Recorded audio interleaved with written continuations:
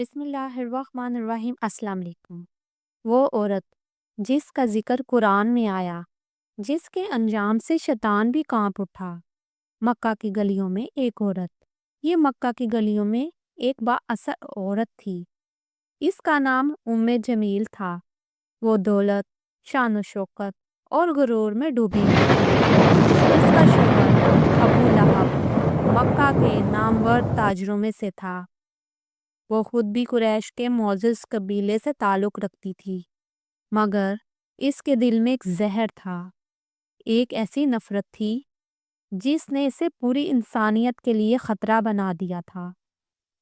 جمیل کا ایک ہی مقصد تھا، وہ اسلام کو مٹانا چاہتی تھی۔ وہ محمد صلی اللہ علیہ وسلم کے خلاف تھی۔ وہ چاہتی تھی کہ حق کی روشنی مکہ میں نہ پھیل سکے۔ اس کی زبان ایسی تیز تھی کہ لوگ اس سے بچنے کی کوشش کرتے۔ اس کی آنکھوں میں ایسی نفرت تھی کہ لوگ کانپ اٹھتے، مگر وہ نہیں جانتی تھی کہ اس کا انجام قرآن میں لکھا جا چکا تھا، اور ایک ایسا دن آنے والا تھا جب وہ دنیا کے لیے عبرت بن جائے گی۔ مکہ میں ایک عجیب سی بے چینی پھیل رہی تھی۔ محمد صلی اللہ علیہ وسلم نے اللہ کے پیغام کو پھیلانا شروع کر دیا تھا۔ لوگ چھپ چھپ کر قرآن سنتے، کچھ اس پر ایمان لاتے اور کچھ اس کے دشمن بن جاتے۔ ابو لہب اور جمیل نے جب یہ سنا کہ محمد صلی اللہ علیہ وسلم لوگوں کو ایک اللہ کی عبادت کرنے کا حکم دے رہے ہیں، تو ان کے غصے کی کوئی حد ہی نہ رہی۔ وہ نہیں چاہتے تھے کہ مکہ میں ان کے بتوں کی پرستش ختم ہو، کہ لوگ ان کے اثر و رسوخ سے آزاد ہو جائیں۔ ابو لہب نے مکہ کے لوگوں کو اکسانا شروع کر دیا۔ یہ شخص تمہاری روایات کو مٹانا چاہتا ہے، اسے روکو۔ اور جمیل جو ہمیشہ آگ میں تیل ڈالنے کی ماہر تھی، اس نے بھی اپنی سازشیں شروع کر دی۔ جمیل کے پاس الفاظ کی طاقت تھی۔ وہ عورتوں کے درمیان بیٹھتی اور کہتی، یہ محمد صلی اللہ علیہ وسلم نعوذ باللہ جادوگر ہیں، وہ لوگوں کو ورگلا رہے ہیں۔ وہ گلیوں میں گھومتی اور کہتی، ہمارے معبودوں کی توہین کرتے ہیں، اگر ہمیں نے ان کو نہ روکا تو ہمارا بہت برا انجام ہوگا۔ مکہ کے سردار جو پہلے ہی اسلام کے دشمن تھے، جمیل کی باتوں کو سن کر اور بھی زیادہ غصے میں آ جاتے۔ وہ محمد صلی اللہ علیہ وسلم کے خلاف مزید سخت قدم اٹھانے لگے۔ رسول صلی اللہ علیہ وسلم کو تکلیف پہنچانے کی کوشش کی انہوں نے۔ جب جمیل نے دیکھا کہ اس کی باتیں زیادہ اثر نہیں کر رہی، تو اس نے عملی طور پر نبی کریم صلی اللہ علیہ وسلم کو تکلیف پہنچانے کا منصوبہ بنایا۔ وہ رات کے وقت کانٹے جمع کرتی اور صبح سویرے ان راستوں پر بچھا دیتی جہاں سے نبی کریم صلی اللہ علیہ وسلم گزرتے تھے۔ ایک روز کا معمول بن گیا، ہر روز نبی کریم صلی اللہ علیہ وسلم مسجد الحرام کی طرف جاتے اور ہر روز وہ راستے میں کانٹے دیکھتے، مگر بغیر کچھ کہے ان کانٹوں کو ہٹاتے اور اپنا راستہ جاری رکھتے۔ جمیل نے محسوس کیا کہ صرف کانٹے بچھانے سے کچھ حاصل نہیں ہو رہا۔ اس نے فیصلہ کیا کہ نبی کریم صلی اللہ علیہ وسلم کو نعوذ باللہ قتل کروا دیا جائے۔ ایک دن وہ مکہ کے کچھ لوگوں کے پاس گئی اور ان سے کہا، اگر تم لوگ محمد صلی اللہ علیہ وسلم کو قتل کر دو تو میں تمہیں اتنا سونا دوں گی جتنا تم نے کبھی خواب میں بھی نہیں دیکھا ہوگا۔ کچھ لوگ تو لالچ میں آ گئے، کچھ ڈر گئے اور کچھ خاموش رہے، مگر اللہ نے اپنی نبی کی حفاظت کی اور یہ سازش بھی ناکام ہو گئی۔ جب جمیل کی تمام سازشیں ناکام ہو گئی تو ایک دن اللہ تعالیٰ نے ان کے بارے میں قرآن میں آیت نازل فرمائی، تبت یدا لہب و تب، ابو لہب کے ہاتھ ٹوٹ گئے اور وہ خود بھی ہلاک ہو گیا، اور اس کی بیوی جمیل جو کانٹے اور لکڑیاں جمع کرنے والی ہے۔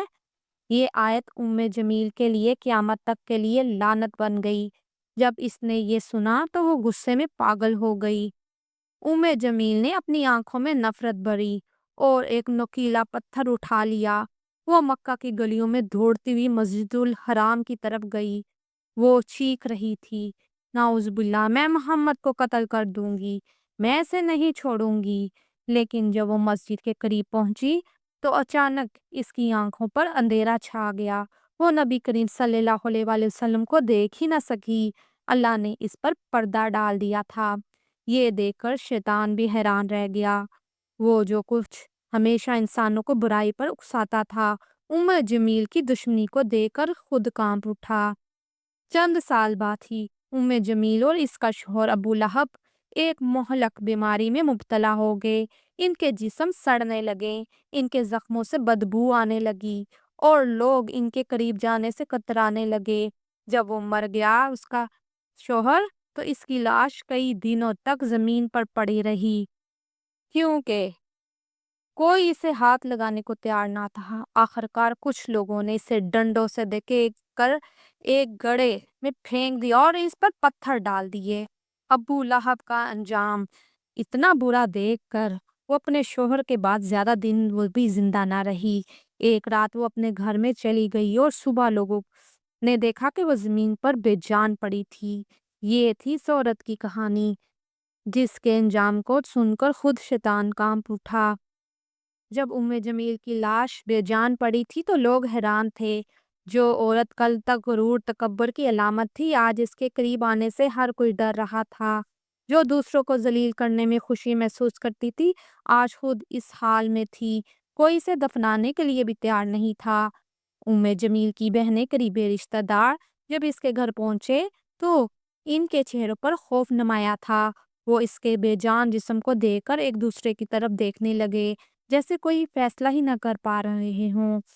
ہم اس کی لاش کے ساتھ کیا کریں؟ ایک نے سرگوشی کی۔ اسے دفن کرو، مگر جلدی، لوگ ہمارے بارے میں باتیں کریں گے، دوسرے نے کہا۔ مگر جب وہ اس کے قریب گئے تو اچانک ایک بھیانک واقعہ پیش آیا۔ جمیل کے جسم کے قریب پہنچتے ہی اچانک کمرے کی فضا میں ایک عجیب سی بو پھیل گئی۔ کچھ نے کہا یہ اس کی بیماری کی وجہ سے تھا، مگر کچھ کا ماننا تھا یہ اس کے اعمال کا نتیجہ تھا۔ جب لوگ اس کی لاش کو ہاتھ لگانے لگے تو ایک دو زار چیخ سنائی دی۔ وہ سب پیچھے ہو گئے۔ یہ کیا تھا؟ ایک شخص کانپتے ہوئے بولا، میں نے دیکھا، اس کے چہرے پر ایک عجیب سی چیز رینگ رہی تھی۔ دوسرے نے کانپتی ہوئی آواز میں کہا۔ یہ بات جنگل کی آگ کی طرح پورے مکہ میں پھیل گئی۔ لوگوں میں باتیں ہونے لگی، یہ وہی عورت نہیں جو محمد صلی اللہ علیہ وآلہ وسلم کی دشمن تھی، یہی وہ عورت ہے جس کا ذکر قرآن میں آیا ہے۔ جب اس کے رشتہ داروں نے دیکھا کہ اس کا انجام لوگوں میں خوف و عبرت پھیلا رہا ہے تو وہ بھی زیادہ گھبرا گئے۔ آخر کچھ لوگوں نے ڈنڈوں سے اس کی لاش کو دھکیل کر گھر سے باہر نکالا اور اسے شہر کے ویرانے میں چھوڑ دیا۔ وہ جو کل تک مکہ کے بڑے تاجروں اور سرداروں کے ساتھ بیٹھی رہتی تھی، آج اس کا جنازہ بھی کوئی نہ اٹھا سکا۔ یہ تھی اس عورت کی آخری رات، جس کا ذکر قیامت تک قرآن میں محفوظ کر دیا گیا۔ یہ کہانی ہمیں یہ سبق سکھاتی ہے، غرور اور دولت ہمیشہ کے لیے نہیں رہتی۔ ظلم کا انجام ہمیشہ عبرتناک ہوتا ہے۔ اللہ کے دین سے دشمنی کرنے والا خود برباد ہو جاتا ہے۔ وہی یہ سچائی ہے جو قیامت تک باقی رہے گی۔ پیارے دوستو، اگر آپ کو یہ کہانی اچھی لگی ہو تو پلیز میرے چینل کو سبسکرائب، لائک اور شیئر ضرور کیجیے گا۔ آج کا سوال ہے، جمیل کے شوہر کا کیا نام تھا؟ اب مجھے اجازت دیجیے، اللہ حافظ۔